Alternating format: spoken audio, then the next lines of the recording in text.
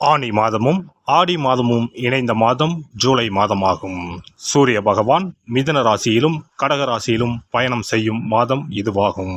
ஆனி மாதத்தில் நடராஜருக்கு திருமஞ்சனமும், ஆடி மாதம் வரும் அமாவாசை முன்னோர்களுக்கு திதி கொடுக்க சிறந்த நாளாகவும் உள்ளது. அம்மனின் அருளை பெறுவதற்கு உரிய ஆடி மாதம் இந்த ஜூலை மாதத்தில்தான் பிறக்கிறது. இம்மாத கிரக நிலைகளை பார்க்கும்போது மேசராசியில் செவ்வாய் மற்றும் சந்திரனின் சஞ்சாரம் உள்ளது. ரிஷபராசியில் குரு பகவானும், மிதுன ராசியில் சூரியனும் சுக்கிரனும் இணைந்துள்ளனர். கேது பகவான் கன்னி ராசியிலும், சனி பகவான் கும்பராசியிலும் உள்ளனர். ராகு பகவான் மீன ராசியில் சஞ்சாரம் செய்கின்றார். இம்மாத கிரக பெயர்ச்சி என எடுத்துக்கொண்டால் சுக்கிர பகவான் ஜூலை 6ஆம் தேதி மிதுன ராசியில் இருந்து கடகராசிக்கு செல்கிறார். செவ்வாய் பகவான் ஜூலை 12ஆம் தேதி மேச ராசியில் இருந்து ரிஷபராசிக்கு இடப்பெயர்ச்சி ஆகின்றார்.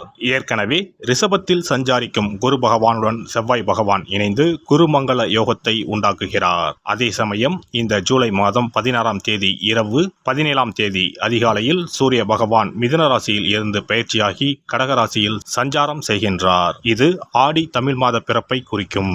ஜூலை 19ஆம் தேதி புதன் பகவான் கடகராசியில் இருந்து சிம்மராசிக்கு பெயர்ச்சியாகின்றார். சுக்கிர பகவான் ஜூலை 31ஆம் தேதி சிம்ம ராசிக்கு பெயர்ச்சியாகின்றார். சந்திர பகவான் ஜூலை 1ஆம் தேதி அஸ்வினி நட்சத்திரம் மேசராசியில் இருந்து தன் பயணத்தை ஆரம்பிக்கிறார். இந்த கிரக பெயர்ச்சி மற்றும் சஞ்சாரத்தால் உங்கள் வாழ்வில் ஏற்படக்கூடிய சுப மற்றும் அசுப பலன்கள் என்ன என்பதனை பற்றி காண்போம். உங்கள் வாழ்வில் வளமும் நலமும் செல்வ செழிப்பும் பெற்று வாழ்வில் உயரிய நிலையை அடைய எல்லாம் வல்ல எம்பெருமானை வேண்டி விரும்பி கேட்டுக்கொள்கிறேன். கடகராசி அன்பர்களே, இந்த மாதம் வீண் செலவுகள் குறையும். எந்த ஒரு வேலையை செய்து முடிப்பதிலும் இருந்த தடை தாமதம் நீங்கும்.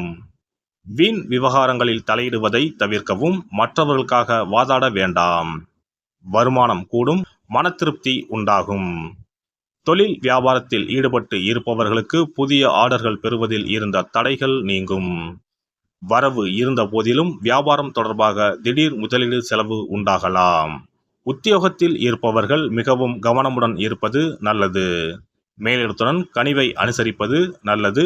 உறவினர்கள் நண்பர்கள் உதவியாக இருப்பார்கள். குடும்பத்தில் இருப்பவர்களை அனுசரித்து செல்வது நல்லது. வாழ்க்கை துணையின் உடல் நலத்தில் கவனம் தேவை. பிள்ளைகளுக்காக அலைய வேண்டி இருக்கும். மகிழ்ச்சி உண்டாகும். பெண்களை பொறுத்தவரை அடுத்தவர்கள் பிரச்சனைகளை தீர்க்க முயற்சிகளை மேற்கொள்வதை தவிர்ப்பது நல்லது. தேவையற்ற செலவு ஏற்படலாம். எதிலும் கவனமாக இருப்பது நல்லது. கலைத்துறையினரை பொறுத்தவரை முயற்சிகளில் சாதகமான பலன் இருக்கும். பணவரத்து அதிகரிக்கும். தொழில் தொடர்பான காரியங்களை யோசித்து செய்வது நல்ல பலன் தரும். வீண் கவலை ஏற்பட்டு நீங்கும். பணவரத்து திருப்தி தரும். புத்தி சாதுரியத்தால் எல்லாவற்றையும் சமாளித்து வெற்றி காண்பீர்கள். அரசியல் துறையினருக்கு மேலிடம் நீங்கள் சொல்வதை கேட்டு நடக்கவில்லையே என்ற எண்ணம் ஏற்பட்டு நீங்கும். வழக்குகளில் சாதகமான நிலை காணப்படும். நீங்கள் மற்றவர்களுக்கு உதவிக்கரம் நீட்டுவதில் தயங்க மாட்டீர்கள். பேச்சு திறமை அதிகரிக்கும். நட்சத்திர பலன்கள். புனர்பூசம் நட்சத்திரம். இந்த மாதம் உடற்சோர்வு உண்டாகலாம். பூர்வீக சொத்துக்கள் மூலம் வரும் வருமானம் தாமதப்படும். திருமணம் தொடர்பான முயற்சிகளில் சாதகமான நிலை இருக்கும். தொழில் வியாபாரம் தொடர்பான காரியங்களில் எதிர்பாராத தடை ஏற்பட்டு நீங்கும். பணவரத்து அதிகரிக்கும். எதிர்பார்த்த பண உதவி வந்து சேரும். உத்தியோகத்தில் இருப்பவர்கள் மேல் அதிகாரிகளை அனுசரித்து செல்வது நல்லது. பூசம் நட்சத்திரம். இந்த மாதம் அலுவலகம் தொடர்பான பணிகள் தாமதப்படும். எதிலும் கவனம் தேவை. குடும்பத்தில் இருப்பவர்களுடன் வீண் வாக்குவாதங்களை தவிர்ப்பது நல்லது. வாழ்க்கை துணையுடன் இருந்த மனஸ்தாபங்கள் நீங்கும். நண்பர்கள் உறவினர்கள் வருகை இருக்கும். பிள்ளைகள் நலனில் அக்கறை காட்டுவீர்கள். ஆயுள்யம் நட்சத்திரம். இந்த மாதம் வீண் வாக்குவாதங்களை தவிர்ப்பது நல்லது. கடும் முயற்சிகள் நல்ல பலனை தரும். செலவுகள் அதிகரிக்கும். சாதகமான சூழ்நிலையே காணப்படும். குடும்பத்தில் மகிழ்ச்சி நிலவும்.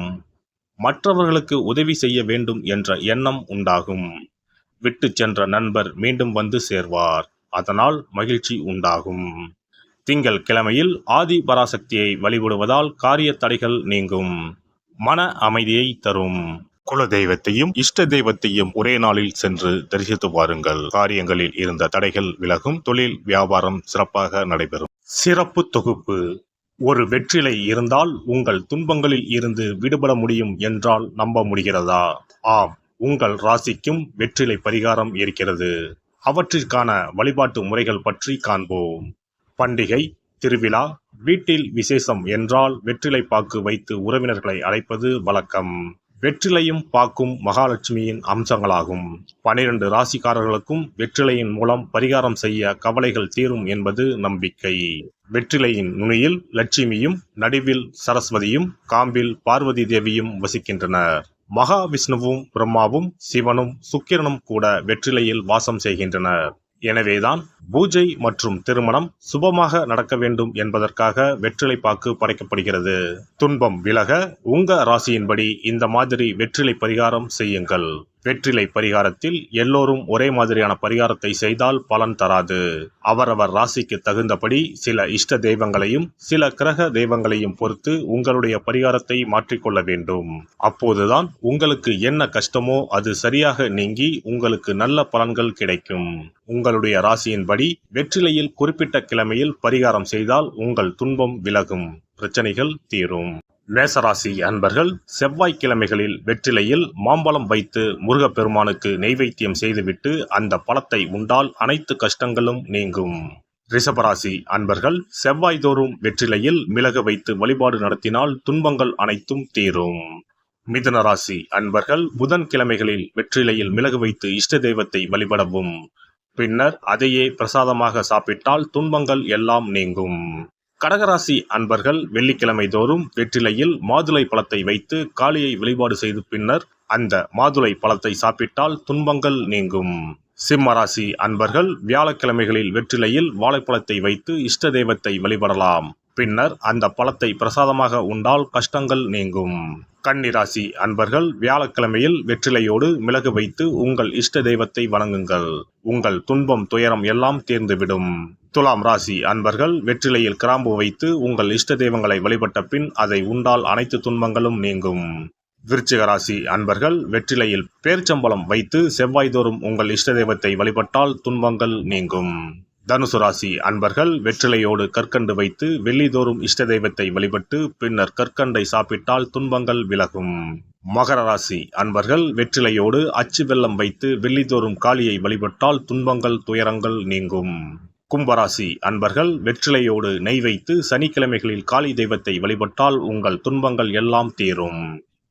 மீனராசி அன்பர்கள் வெற்றிலையோடு சர்க்கரை வைத்து ஞாயிறு தோறும் இஷ்ட தெய்வத்தை வழிபட்டால் துன்பங்கள் எல்லாம் விலகும். எல்லாம் வல்ல இறையருளால் நீங்களும் உங்கள் அன்பு குடும்பமும் உடல் நலம், நீலாயுள், நிறை செல்வம், உயர் புகழ், மெய்ஞானம் ஓங்கி வாழ்க வளமுடன். இந்த வீடியோ பதிவு உங்களுக்கு பிடித்திருந்தால் லைக் பண்ணுங்க, கமெண்ட் பண்ணுங்க, ஷேர் பண்ணுங்க, மறக்காம சப்ஸ்கிரைப் பண்ணுங்க, பக்கத்துல இருக்கிற பெல் பட்டனை கிளிக் பண்ணுங்க. நன்றி, வணக்கம். ஓம் நமச்சிவாய, சிவாய நம.